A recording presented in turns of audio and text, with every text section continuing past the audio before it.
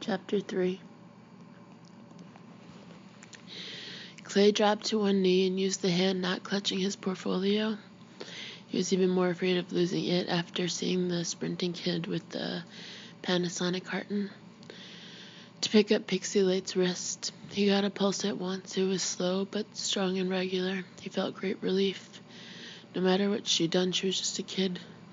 He didn't want to think he had bludgeoned her to death with his wife's gift's paperweight. "Look out, look out," the little guy with the mustache almost sang. Clay had no time to look out. Luckily, this call wasn't even close. The vehicle, one of those big OPEC-friendly SUVs, veered off Boylston and into the park at least 20 yards from where he knelt, taking a snarl of the wrought iron fence in front of it and coming to rest bumper deep in the duck pond. The door opened and a young man floundered out, yelling gibberish at the sky. He fell to his knees in the water, scooped some of it into his mouth with both hands. Parentheses, Clay had a passing thought of all the ducks that had happily shat in that pond over the years. Then struggled to his feet and waded to the far side. He disappeared into a grove of trees, still waving his hands and bellowing his nonsense sermon. "We need to get help for this girl," Clay said to the man with the mustache. "She's unconscious, but a long way from dead." "What we need to do is get off the street before we get run over," said the man with the mustache, and as if to prove this point, a taxi collided with the stretch limo not far from the wrecked duck boat. The limo had been going the wrong way, but the taxi got the worst of it. As Clay watched from where he still knelt on the sidewalk, the taxi's driver flew through his suddenly glassless window and landed in the street, holding up a bloody arm and screaming. The man with the mustache was right, of course. Such rationality as Clay could muster, only a little, managed to find its way through the blanket of shock that muffled his thinking, suggested that by far the wisest course of action would be to get the hell away from Boylston Street and undercover. If this was an act of terrorism, it was like none he had ever seen or read about. What they should do was get down and stay down until the situation clarified. That would probably entail finding a television, but he didn't want to leave this unconscious girl lying on a street that had suddenly become a madhouse. Every instinct of his mostly kind and certainly civilized heart cried out against it. "You go on," he told the little man with the mustache. He said it with immense reluctance. He didn't know the little man from Adam, but at least he wasn't spouting gibberish and throwing his hands in the air, or going for Clay's throat with his teeth bared. "Get inside somewhere, He didn't know how to finish. "You'll what?" The man with the mustache asked, then hunched his shoulders and winced as something else exploded. That one came from directly behind the hotel. It sounded like, and now black smoke began to rise over there, staining the blue sky before it got high enough for the wind to pull away. "I'll call a cop," Clay said, suddenly inspired. She's got a cell phone. He cocked his thumb at Power Suit Woman, now lying dead in a pool of her own blood. She was using it before, just before the shit. He trailed off, replaying exactly what had happened just before the shit hit the fan. He found his eyes wandering from the dead woman to the unconscious girl, and then onto the shards of the unconscious girl's peppermint-colored cell phone. Warbling sirens of two distinctly different pitches rose in the air. Clay supposed one pitch belonged to police cars, the other to fire trucks. He supposed you could tell the difference if you lived in the city, but he didn't. He lived in Kent Pond, Maine, and he wished with all his heart that he were there right now. What happened just before the shit hit the fan was that Power Suit Woman had called her friend Maddie to tell her she'd gotten her hair done, and one of Pixie Light's friends had called her. Pixie Dark had listened in to this latter call. After that, all three of them had gone crazy. "You're not thinking." From behind them to the east came the biggest explosion yet, a terrific shotgun blast of sound. Clay leaped to his feet. He and the little man in the tweed suit looked wildly at each other, then toward Chinatown and Boston's North End. They couldn't see what exploded, but now a much larger, darker plume of smoke was rising above the buildings on that horizon. While they were looking at it, a Boston PD radio car and a hook and ladder fire truck pulled up in front of the Four Seasons across the street. Clay glanced that way in time to see a second jumper set sail from the top story of the hotel, followed by another pair from the roof. To Clay, it looked as if the two coming from the roof were actually brawling with each other on the way down. Jesus, Mary, and Joseph, no! A woman screamed, her voice breaking. Oh no, no more, no more! The first of the suicidal trio hit the rear of the police car, splattering the trunk with hair and gore, shattering the back window. The other two hit the hook and ladder as firemen dressed in bright yellow coats scattered like improbable birds. No, the woman shrieked, no more, no more. Dear God, no more.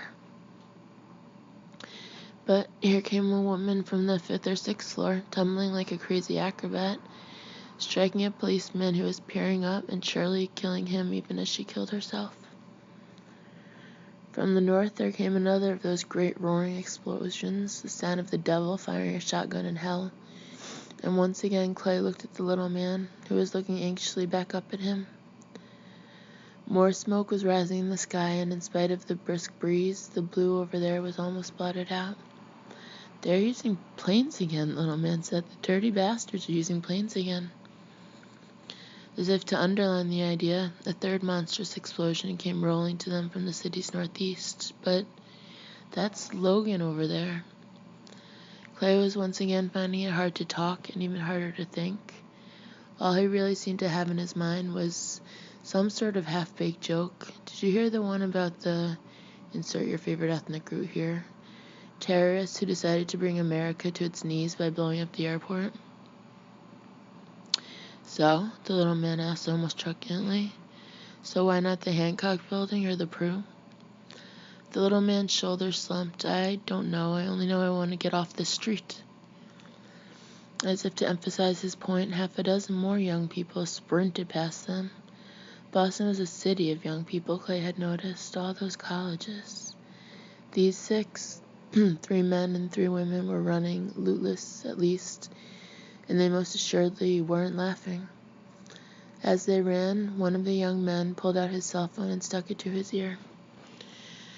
Clay glanced across the street and saw that a second black and white unit had pulled up behind the first. No need to use Power Suit Woman's cell after all, which was good since he decided he didn't really want to do that. He could just walk across the street and talk to them, except he wasn't sure that he dared to cross Boylston Street just now. Even if he did, would they come over here to look at one unconscious girl when they had God knew how many casualties over there? And as he watched, the firemen began piling back on board their hook and ladder unit. Looked like they were heading someplace else, over to Logan Airport quite likely, or... Oh my God, Jesus, watch out for this one, said the little man with the mustache, speaking in a low, tight voice. He was looking west along Boylston, back toward downtown, in the direction Clay had been coming from when his major object in life had been reaching Sharon on the phone. He'd even known how he was going to start. Good news, hon. No matter how it comes out between us, there'll always be shoes for the kid. In his head, it sounded light and funny, like the old days. There was nothing funny about this. Coming toward them, not running, but walking in long, flat-footed strides, was a man of about 50, wearing suit pants and the remains of a shirt and tie. The pants were gray. It was impossible to tell what color the shirt and tie had been because both were now shredded and stained with blood. In his right hand, the man held what looked like a butcher knife with an 18-inch blade. Clay actually believed he had seen this knife in the window of a shop called Soul Kitchen on his walk back from his meeting at the Copley Square Hotel. The row of knives in the window, let's see, Swedish steel, the little engraved card in front of them proclaimed, had shone in the cunning glow of hidden downlighters. But this blade had done a good deal of work since its liberation, or a bad deal of it, and was now dull with blood. The man in the tattered shirt swung the knife as he closed in on them with his flat-footed strides, the blade cutting short up and down arcs in the air. He broke the pattern only once to slash at himself. A fresh rill of blood ran through a new rip in his tattered shirt. The remains of his tie flapped. Then, as he closed the distance, he hectored them like a backwoods preacher speaking in tongues at the moment of some divine Godhead revelation. "Isla," he cried, "Ila, Isla, Abella, Nazabala, why? Abalulukoi, Kazala, Ken, Fi, Shifi." And now he brought the knife back to his right hip and then beyond it, and Clay, whose visual sense was overdeveloped, at once saw the sweeping stroke that would follow. The gutting stroke made even as he continued his nut-house march to nowhere through the October afternoon in those flat-footed declamatory strides. "Look out!"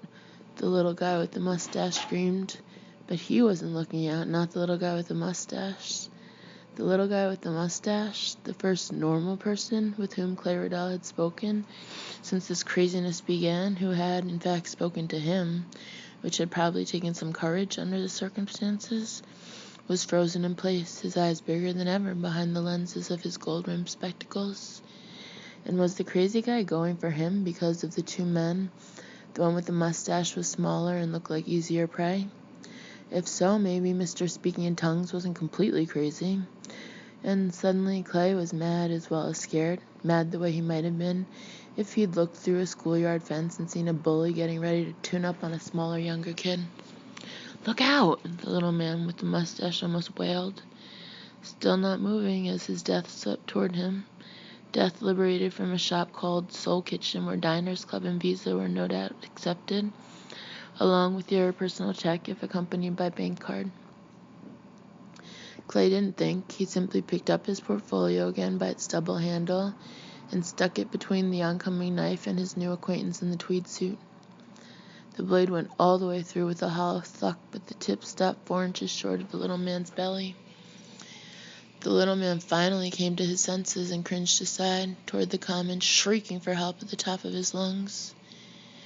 The man in the shredded shirt and tie, he was getting a bit jowly in the cheek and heavy in the neck, as if his personal equation of good meals and good exercise had stopped balancing about 2 years ago, abruptly ceased his nonsense peroration.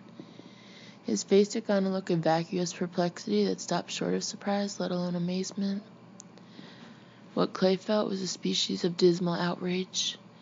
That blade had gone through all of his Dark Wanderer pictures. To him, they were always pictures, not drawings or illustrations. And it seemed to him that the thuck sound might as well have been the blade penetrating a special chamber of his heart.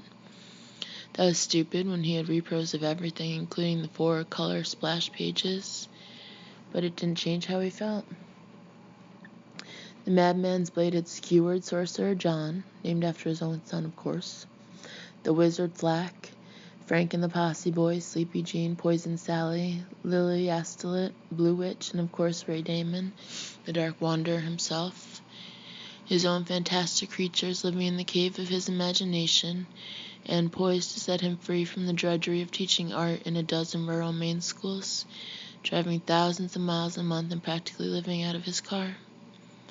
He could swear he had heard them moan when the madman's Swedish blade pierced them where they slept in their innocency. Furious, not caring about the blade, at least for the moment, he drove the man in the shredded shirt rapidly backward, using the portfolio as a kind of shield, growing angrier as it bent into a wide V shape around the knife blade. "What?" the lunatic hollered and tried to pull his blade back. It was caught too firmly for him to do so. "Black Kyam Doram Kazalabala. Alabala, you're the Kazala, you fuck," Clay shouted and planted his left foot behind the lunatic's backpedaling legs. It would occur to him later that the body knows how to fight when it has to, that it's a secret the body keeps, just as it does the secrets of how to run or jump a creek or throw a fuck or quite likely die when there's no other choice. That under conditions of extreme stress it simply takes over and does what needs doing, while the brain stands off to one side, unable to do anything but whistle and tap its foot or look up at the sky. Or contemplate the sound a knife makes going through your portfolio your wife gave you for your 28th birthday, for that matter. The lunatic tripped over Clay's foot, just as Clay's wise body meant him to do, and fell to the sidewalk on his back.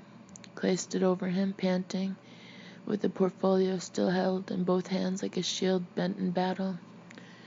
The butcher knife still stuck out of it, handle from one side, blade from the other. The lunatic tried to get up. Clay's new friend scurried forward and kicked him in the neck quite hard. The little fellow was weeping loudly, the tears gushing down his cheeks and fogging the lenses of his spectacles. The lunatic fell back on the sidewalk with his tongue sticking out of his mouth. Around it he made choking sounds that sounded to Clay like his former speaking in tongues babble. "He tried to kill us," the little man wept. "He tried to kill us."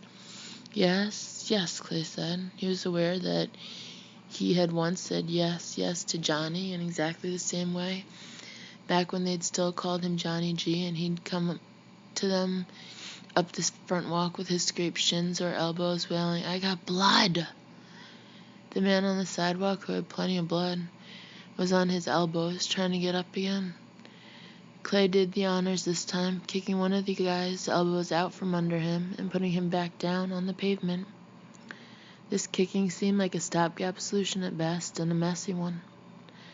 Clay grabbed the handle of the knife, winced at the slimy feel of half-jellied blood on the handle. It was like rubbing a palm through cold bacon grease, and pulled. The knife came out a little bit, then either stopped or his hand slipped. He fancied he heard his characters murmuring unhappily from the darkness of the portfolio, and he made a painful noise himself. He couldn't help it, and he couldn't help wondering what he meant to do with the knife if he got it out. Stab the lunatic to death with it? He thought he could have done that in the heat of the moment, but probably not now. "What's wrong?" the little man asked in a watery voice. Clay, even in his own distress, couldn't help being touched by the concern he heard there. "Did he get you? You had him blacked out for a few seconds, and I couldn't see. Did he get you? Are you cut?" "No," Clay said. There was another giant explosion from the north, almost surely from Logan Airport on the other side of Boston Harbor. Both of them hunched their shoulders and winced. The lunatic took the opportunity to sit up and was scrambling to his feet when the little man in the tweed suit administered a clumsy but effective sideways kick, planting a shoe squarely in the middle of the lunatic's shredded tie and knocking him back down. The lunatic roared and snatched at the little man's foot. He would have pulled the little guy over, then perhaps into a crushing embrace, had Clay not seized his new acquaintance by the shoulder and pulled him away. "He's got my shoe!" the little man yelped. Behind them, 2 more cars crashed. There were more screams, more alarms, car alarms, fire alarms, hearty, clanging burglar alarms. Sirens whooped in the distance. "Bastard got my shoe!" Suddenly, a policeman was there. One of the responders from across the street, Clay assumed, and as the policeman dropped to one blue knee beside the babbling lunatic, Clay felt something very much like love for the cop. That he'd take the time to come over here, that he'd even noticed. "You want to be careful of him," the little man said nervously. "I know what he is," the cop replied, and Clay saw the cop had his service automatic in his hand. He had no idea if the cop had drawn it after kneeling or if he'd had it out the whole time. Clay had been too busy being grateful to notice. The cop looked at the lunatic, leaned close to the lunatic, almost seemed to offer himself to the lunatic. "Hey, buddy, how you doing?" he murmured. "I mean, what the haps?" The lunatic lunged at the cop and put his hands on the cop's throat. The instant he did this, the cop slipped the muzzle of his gun into the hollow of the lunatic's temple and pulled the trigger. A great spray of blood leaped through the graying hair on the opposite side of the lunatic's head, and he fell back to the sidewalk, throwing both arms out melodramatically. "Look, Ma, I'm dead." Clay looked at the little man with the mustache, and the little man with the mustache looked at him. Then they looked back at the cop, who had holstered his weapon and was taking a leather case from the breast pocket of his uniform shirt. Clay was glad to see the hand he used to do this was shaking a little. He was now frightened of the cop, but would have been more frightened still if the cop's hands had been steady. And what had just happened was no isolated case. The gunshot seemed to have done something to Clay's hearing, cleared a circuit in it or something. Now he could hear other gunshots, isolated cracks punctuating the escalating cacophony of the day. The cop took a card, Clay thought it was a business card, from the slim leather case, then put the case back in his breast pocket. He held the card between the first two fingers of his left hand, while his right hand once more dropped to the butt of his service weapon. Near his highly polished shoes, blood from the lunatic's shattered head was pooling on the sidewalk. Close by, Power Suit Woman lay in another pool of blood, which was now starting to congeal and turn a darker shade of red. "What's your name, sir?" the cop asked Clay. "Clayton Riddell." "Can you tell me who the president is?" Clay told him. "Sir, can you tell me today's date?" "It's the 1st of October. Do you know what's—" The cop looked at the little man with the mustache. "Your name?" "I'm Thomas McCourt, 140 Salem Street, Malden. Can you name the man who ran against the president in the last election?" Tom McCourt did so. "Who is Brad Pitt married to?" McCourt threw up his hands. "How should I know? Some movie star, I think." "Okay." The cop handed Clay the card he'd been holding between his fingers. "I'm Officer Ulrich Ashland. This is my card. You may be called on to testify about what just happened here, gentlemen. What happened was you needed assistance. I rendered it. I was attacked. I responded." "You wanted to kill him," Clay said. "Yes, sir." "We're putting as many of them out of their misery as fast as we can," Officer Ashland agreed. "And if you tell any court or board of inquiry that I said that, I'll deny it, but it has to be done. These people are popping up everywhere. Some only commit suicide, many others attack." He hesitated, then added, "So far as we can tell, all the others attack." As if to underline this, there was another gunshot from across the street, a pause, then 3 more in rapid succession from the shadowed forecourt of the Four Seasons Hotel, which was now a tangle of broken glass, broken bodies, crashed vehicles, and spilled blood. "It's like the fucking Night of the Living Dead." Officer Ulrich Ashland started back toward Boylston Street with his hand still on the butt of his gun. "Except these people aren't dead, unless we help them, that is." "Rick," it was a cop on the other side of the street calling urgency. "Rick, we gotta go to Logan. All units, get over here." Officer Ashland checked for traffic, but there was none. Except for the wrecks, Boylston Street was momentarily deserted. From the surrounding area, however, came the sound of more explosions and automotive crashes.